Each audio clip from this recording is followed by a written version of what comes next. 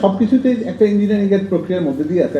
এলাকাবাসী আছেন, তারা এই অন্যায়ের বিরুদ্ধে নিজেরা একতাবদ্ধ হবেন এবং এটাকে প্রতিরোধ করবেন। মুরাদনগরে 2 লক্ষ টাকা সহ একজন ধরা পড়েছে। গণতন্ত্রকামী মানুষ স্বাভাবিকভাবে দীর্ঘদিন পরে ভোটাধিকার প্রয়োগের মাধ্যমে গণতান্ত্রিক রাষ্ট্র ব্যবস্থা চায়। যে ঘটনাটি সৈয়দপুরে ঘটেছে, সৈয়দপুর কাণ্ড, বিমানবন্দর কাণ্ড যেটি হয়েছে, সেটি দেশের সর্বত্রই চিত্র হওয়ার আশঙ্কা রয়েছে। এক্ষেত্রে আমি মনে করি যে তৎপরতার সাথে আইন প্রয়োগকারী সংস্থা সেই সৈয়দপুর কাণ্ডকে অন্তত উদ্ঘাটন করেছেন, সেই প্রক্রিয়াটা বজায় থাকবে এবং দেশের অন্যান্য জায়গাতে অপচেষ্টাটা যেখানে আছে সেটাকে তারা যোগ্যতার সাথে প্রতিরোধ করবে। আশঙ্কাটা তো অনেক আগে থেকে আছে, কারণ এই আর্থিক বিষয়টার আশঙ্কার ব্যাপারটা মাথায় রেখে কিন্তু আমরা এনআইডি কার্ড কিংবা বিকাশ নাম্বার, রকেট বা নগদ নম্বর সংগ্রহ করার যে চেষ্টাটা ছিল তার ব্যাপারে আমরা প্রথম দিন থেকে প্রতিবাদ জানাবার চেষ্টা করেছি। কারণ আমাদের ধারণা ছিল যে এইরকম ঘটনাটা ঘটবে এবং সেটা প্রমাণিত হয়েছে যে আমাদের সেই আশঙ্কা যেটা সেটা অমূলক ছিল না। সুতরাং দেশব্যাপী এই প্রক্রিয়াটা নিশ্চয়ই সকল জায়গায় আছে। একটু আগে আমরা দেখলাম যে মুরাদনগরে 2 লক্ষ টাকা সহ একজন ধরা পড়েছে। তো এই ব্যাপারটি হয়তো উদ্ঘাটিত হয়েছে, কিছুটা উদ্ঘাটিত হয়নি, আমরা বলছি টিপ অফ দ্য আইসবার্গ।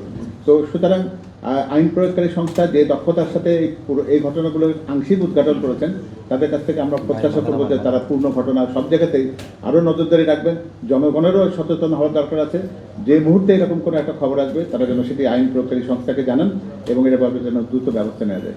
সব কিছুতেই একটা ইঞ্জিনিয়ারিংয়ের প্রক্রিয়ার মধ্যে দিয়ে আছে। এখন ইঞ্জিনিয়ারিং বলতে তো ঠিক ওই রকম কোনো শাব্দিক অর্থটাকে আমরা তো ব্যাপকভাবে দেখি, সবটাই এগুলোর অংশ।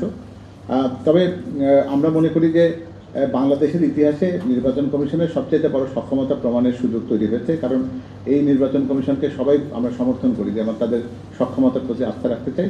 দেশব্যাপী যে আইনশৃঙ্খলা বাহিনী যারা আছেন, সশস্ত্র বাহিনী যারা আছেন, অন্যান্য প্রশাসনিক কর্মকর্তারা যারা আছেন, নির্বাচন কমিশন কর্মকর্তারা যারা আছেন, তারা প্রত্যেকে যদি সজাগ থাকি, সবচেয়ে বড় যেটা সেটা হলো যে আমি বলি যে এবার দায়িত্ববোধের নির্বাচন। এই দায়িত্ববোধটা যেমন এদেরকে দেখাতে হবে, সবচেয়ে বড় দায়িত্ববোধ দেখাতে হবে ভোটারদের, রাজনৈতিক দলদের।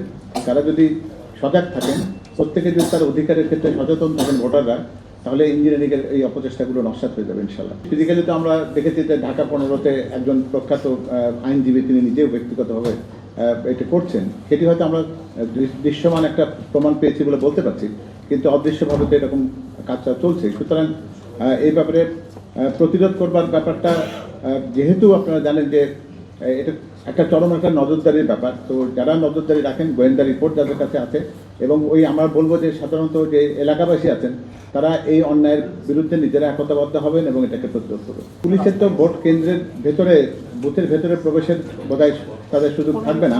সেক্ষেত্রে ওইখানে যারা প্রিজাইডিং অফিসার, পোলিং অফিসার যারা আছেন তাদেরই এই সজাগটা হওয়া দরকার।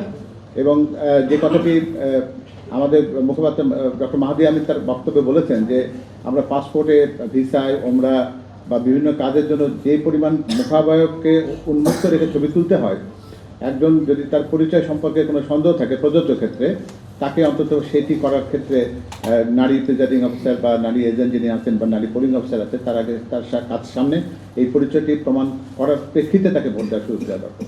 আমরা আশাবাদী ইনশাআল্লাহ বিএনপি যে অনিবার্য বিজয়, সেটিকে প্রতিহত করার জন্যই হয়তো একটি গোষ্ঠী বিভিন্ন ধরনের অপপ্রচার বা বিভিন্ন ধরনের কার্যকরী উদ্যোগ নিচ্ছে। তবে ইনশাআল্লাহ গণতন্ত্রকামী মানুষ স্বাভাবিকভাবে দীর্ঘদিন পরে ভোটাধিকার প্রয়োগের মাধ্যমে গণতান্ত্রিক রাষ্ট্র ব্যবস্থা চায়।